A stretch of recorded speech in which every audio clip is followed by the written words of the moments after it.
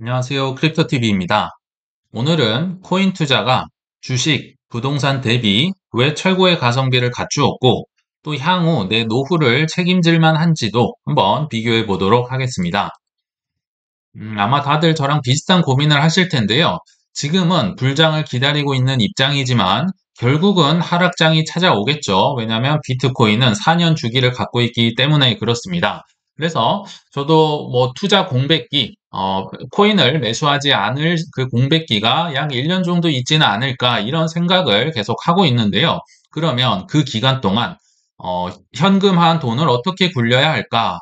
뭐 코인은 4년 주기가 있다고 하지만 뭐 주식, 부동산 다른 것들은 뭐 4년 주기가 있지 않잖아요. 그래서 다른 것들에 대해서도 뭐 매일 조금씩은 공부를 하는데요. 그래서 현금 어떻게 굴릴지, 은퇴 자금을 어떻게 마련할지 여러 책을 보다가 집에 이런 책이 있는 줄을 최근에 발견을 했습니다. 나는 배당 투자로 매일 스타벅스 커피를 공짜로 마신다. 이런 책을 눈에 들어오게 됐는데 그 이유를 가만 생각해 보니까요. 최근에 뉴스에 보셨으면 아시겠지만 스타벅스가 계속 실적이 뭐 어닝 쇼크다, 실적이 매우 안 좋아지면서 주가가 많이 떨어졌거든요. 한국인들은 스타벅스 사랑이 크기 때문에 잘 이해하기 어렵지만 미국은 뭐 반유대주의, 그러니까 스타벅스가 조금 이스라엘을 지지했다, 뭐 이런 뉘앙스 때문에 한 3% 매출이 줄었고 중국은 11%나 매출이 줄었습니다. 뭐 중국판 뭐 애국운동 이런 게 발생을 하면서요. 그래서 이렇게 떨어졌으니까 스타벅스를 좀 사볼까 하면서 이 책을 읽어보게 됐는데요. 아무튼 은퇴자금이든 경제적 자유를 논하기 위해서는 결국 매월 현금이 나와야 가능하죠. 아무리 많은 걸 들고 있어도 팔아야 현금화 되기 때문에 팔지 않기 위해선 결국 이자도 나와야 된다. 이게 이번 영상을 만들게 된 계기라고 보시면 될 것 같고요. 그래서 이런 걸 받기 위해서는 매월 뭐 이자라든지 뭐 예금이나 뭐 코인이나 이자가 나오죠. 또는 부동산의 월세라든지 또는 주식의 배당이라든지 이런 것들이 필요할 텐데 이 중에서 좀 배당 공부를 이 책을 하면서 보고 느꼈던 점을 공유를 해보려고 합니다.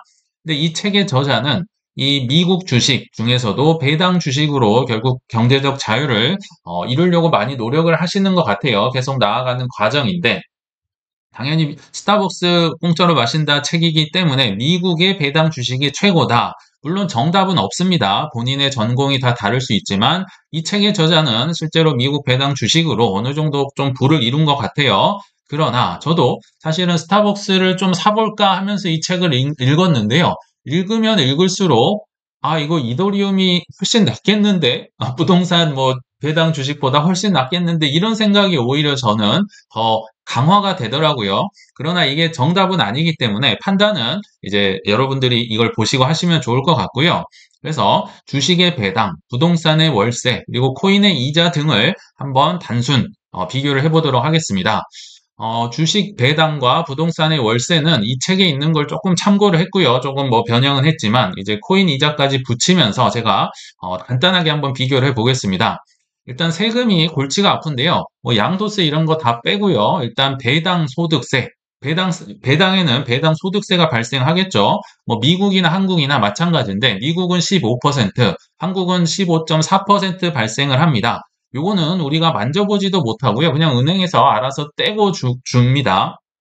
그래서 15%를 뜯어가더라. 그리고 이 배당 이자 소득이 2천만 원을 넘어가면 그 넘어가는 분에 한해서는 이제 5월 달에 종합과세, 뭐 근로소득, 사업소득 이런 거랑 같이 묶어서 때리죠. 그래서 2천만 원 초과분에 대해서는 15%보다는 조금 더 높은 세금이 매겨진다. 이렇게 아시면 좋을 것 같아요. 그에 반해 부동산, 월세를 얻기 위해서는 엄청나게 많은 이제 장애물을 넘어야 합니다. 살 때는 취득세가 붙고요. 갖고 있으면 보유세, 뭐 재산세다, 종합부동산세다 많이 있죠. 그리고 팔 때는 양도세. 뭐 거의 부동산은 참 진입 장벽도 높긴 하지만 세금이 굉장히 많더라. 이걸 알 수가 있었습니다. 그럼 코인은 어떨까요? 물론 아직은 이자에 대한 거는 언급조차 되지 않고 있는데 결국은 뭐 양도세와 더불어서 이자 쪽도 뭐 나중에 붙지 않을까. 이변이 없으면 25년 1월부터 적용이 돼서 25년분에 한해서 26년도에 발생이 되겠죠. 그러나 다행인 건 현재 뭐 24년 5월부터 24년 12월까지는 이자를 받고 있지 않다. 양도세도 없고 이자에 대한 뭐 스테이킹에 대한 뭐 세금도 없다. 굉장히 다행이죠. 뭐 작년에도 그랬고 재작년에도 그랬습니다. 그래서 개인적으로는 뭐 올해도 그렇지만 작년, 재작년에 뭐 이더리움 같은 거 많이 사놓고 스테이킹을 맡겨 놓으신 분이 뭐 큰 수익과 더불어서 시세 차익과 더불어서 많은 이자를 받고 위너가 아닌가 이런 생각이 들더라고요. 자, 이제 거래 수수료 보겠습니다. 뭐 주식이나 코인이나 사실 뭐 거래 수수료가 많진 않죠. 요거는 무료인 것도 많이 있고, 뭐 코인도 업비트 기준으로 뭐 0.05% 정도니까 뭐 작은 편인데요. 부동산은 중개 수수료가 뭐 복비라고 해서 어마어마하죠. 뭐 전세든 뭐 매매든 월세든 꽤 높다. 그리고 관리의 측면 역시 주식과 코인은 뭐 관리할 게 없습니다. 그냥 들고만 있으면 되는데 그 들고만 있는 게 세상에서 가장 어렵죠. 그러나 부동산은 해야 될 게 많습니다. 시설이 노후화되니까 뭐 도배를 해주세요. 화장실이 오래됐어요. 뭐 이거 갈아주세요. 뭐 보수해야 될 게 꽤 많더라. 좀 신경 쓸 게 많이 있죠. 그리고 수익을 보면 공통적으로 시세 차익이 공통적으로 발생을 하는데요. 이거는 참 재밌는 게 우리가 시세 차익을 떠올리면요. 부동산만 좀 크다는 느낌이 있습니다. 부동산으로 몇 억 벌었대. 이런 건 많이 들어봤죠. 근데 사실 시세 차익은요. 코인과 주식 만만치 않습니다. 제대로만 할 수 있으면 엄청난 시세 차익을 가져갈 수 있지만 열의 아홉은 코인이나 주식으로는 1초, 그러나 반대로 부동산은 열의 아홉이 돈을 법니다. 그 이유가 장기 투자를 하기 때문이죠. 막 6개월, 1년 만에 단타 치는 분들 거의 없기 때문에 게다가 또 올인까지 하잖아요. 올인했는데 장투를 해서 뭐 몇 억 벌었대. 이게 이제 상대적으로 돋보인다. 뭐 이 구조적인 이유가 있겠죠. 그 외에도 주식은 배당 수익, 코인은 이자 수익, 그리고 부동산은 월세를 가져갈 수 있습니다.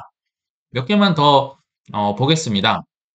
수익 주기는 어떻게 가져가느냐? 배당주는 보통 1년에 한 번이 원칙인데요. 가끔씩 분기별로 한 번씩 주는 주식도 있습니다. 1년에 4번씩 받을 수 있겠죠.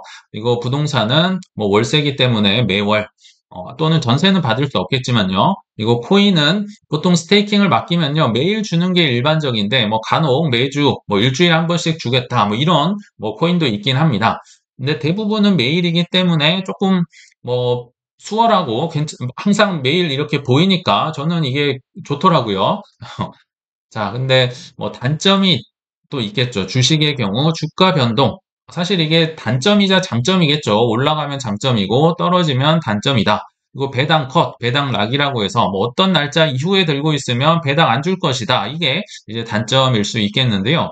부동산은 이제 뭐 되면 될수록 뭐 감가상각 이것만 이제 오프라인에 있는 자산이기 때문에 오래될수록 감가상각이 되고, 야, 이 공실은 정말 심각하죠. 아파트는 내가 들어가서 할 수라도 있지만 상가가 이게 나가지 않으면 이거 해보신 분만 아실 것 같아요. 제가 아는 대표님 중에 한 분도 그분의 최고의 소원은 내 상가 좀 파는 거다. 이런 얘기를 하더라고요. 안 그래도 코로나 시절에 어려울 때 막 월세 깎아주고 해서 본인이 내는 이자보다도 적은 월세를 받고 있는데 그마저도 다행이라는 거죠. 이 사람이 있다는, 세입자가 있다는 자체가 굉장히 감사하더라. 그래서 지금 뭐 강남이다, 뭐 일부 구도심만 잘 되지, 뭐 신도시다 이런데 참 어렵다는 걸로 저도 간접 체험을 해서 알고 있고요. 대신에 코인의 단점, 변동성이 최강이다. 이게 장점이자 단점이겠죠. 워낙 위아래로 흔들어대기 때문에 어렵더라. 그리고 또 뭐 사라질 수 있다. 근데 제가 뭐 써놓긴 했지만 여기에서 제가 지금 얘기하는 코인의 이자는요. 업비트 기준으로 이더리움만 얘기를 할 겁니다. 뭐 사라질 리는 뭐 그 확률이 높진 않겠죠. 그래서 사라진다. 이건 그냥 무시하셔도 될 것 같아요. 대신에 하나 단점이 있다면 뭐 이더리움의 경우는 언스테이킹, 스테이킹 한 거를 풀 때 약 10일 정도 걸리죠. 그리고 코스모스는 그 아톰이랑 코인은 업데이트 기준으로 뭐 22일인가요? 이렇게 오래 걸리기 때문에 뭐 이게 단점이라면 단점일 수 있겠지만 저는 그걸 장점으로 해석을 합니다. 왜냐하면 뭐 솔라나나 폴리곤이나 이런 거는요. 그냥 며칠이면 뭐 2, 3일이면 바로 풀 수 있기 때문에 막 급등하면 뭐 2배, 3배 되면 좀 팔아야지 이 생각이 드는데요. 이더리움은 그런 생각이 아예 안 듭니다. 10일 이상 넘어가기 때문에 뭐 타이밍을 뭐 맞추려고 막 그렇게 노력을 하지 않아도 된다. 뭐 개인적인 생각입니다. 황금성은 주식이나 코인이나 뭐 아무 때나 팔 수는 있겠죠. 그러나 부동산은 팔고 싶어서 팔 수가 없다. 특히나 22년도 이렇게 힘들 때는요. 이 가격이 떨어지는 게 문제가 아니었죠. 매수자가 없을 때 나타나는 공포가 엄청나더라. 투자금은 이제 최소 뭐 주식은 1만 원 이상, 뭐 부동산은 3천만 원 이상 이렇게 쓰셨는데 뭐 아무튼 이 논리대로 가면요. 지금 이 책의 저자는 어떤 걸 강조하고 싶었냐? 이래도 배당 주식 안 할랍니다. 당신들이 그렇게 한국인들이 좋아하는 부동산 월세보다 주식 배당주가 훨씬 낫다. 그리고 제가 보더라도 배당주가 좀 더 나은 것 같아요. 물론 뭐 사람 차이가 있겠지만 부동산이 신경 쓸 것도 많고 돈도 많이 필요하고 세금도 많이 나가고 손이 많이 가더라. 근데 배당주는 상대적으로 낫다. 이걸 지게 이제 저자님이 이렇게 얘기를 하는 것 같은데요. 저는 이걸 보면서 코인이 훨씬 나은 것 같은데 이 차원에서 이번 표를 하나 더 만들었다고 보시면 될 것 같아요. 좀 더 알아보겠습니다. 그러면 자 배당주가 이제 부동산을 이겼다는 전제하에 물론 아닐 수 있습니다. 제 주관적 판단이지만 그러면 이제 최고의 배당 주식과 최고의 코인을 한번 비교를 해봐야겠죠. 근데 배당주 아무거나 가져오면 안 되겠죠. 뭐 물론 뭐 배당주가 뭐 5%, 6% 주고 이런 주식도 있는데요. 이 책의 저자가 말하는 좋은 배당주만 엄선을 해서 코인과 비교를 해 봐야 될 거 아니에요. 그래서 이 책에 나오면요. 왕족주라는 표현이 등장합니다. 왕이라는 거죠. 그 밑에 이제 귀족주가 있고 뭐 다른 게 있지만 왕족주 투자를 하자. 이 왕족을 뭐라고 하냐면요. 그러니까 미국 주식 중에서 일단은 반백년 이상 살아남아야 되고 이건 기본이고 여기에서 배당금을 매년 줬는데 이 배당금이 매년 증가하더라. 그러니까 살아남는 것도 놀라운데요. 주식이 꾸준히 우상향하고 실적도 받쳐주는 데다가 배당금이 매년 올라가는 기업만 미국에 아직도 49개가 있다고 합니다. 굉장한 기업이죠. 참 미국 자체가 이 글로벌 기업이 많다 보니까 이런 기업이 있었던 것 같고요. 이 주식을 왕족주라고 합니다. 그러나 이 왕족주 49개 회사 중에서도요, 다 같은 왕족이 아니다. 나쁜 왕족도 있다고 해요. 이 저자의 주장에 따르면요. 이제 얘 중에 하나가 에머슨 일렉트릭이라는 주식이 있고요. 또 3M이라는 우리에게 잘 알려진 주식이 있었습니다.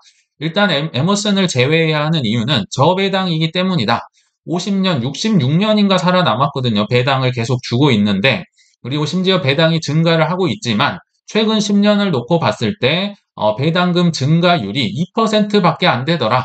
1년 기준으로요. 그러면 이 지금 인플레 물가가 올라가고 있으니까 감당할 수 없다. 이건 빼자. 그래서 빼더라고요. 그리고 3M은 왜 빠졌느냐? 사실 3M은 뭐 귀마개도 있고, 포스트잇도 있고, 굉장히 세계적인 기업이지만, 이 책을 쓰고 있는 한 1년 전쯤에 써졌던 것 같은데요. 책 쓰고 있는 기준에서 최근 5년간 주가가 무려 55%가 떨어졌더라. 반토막이 나 있더라.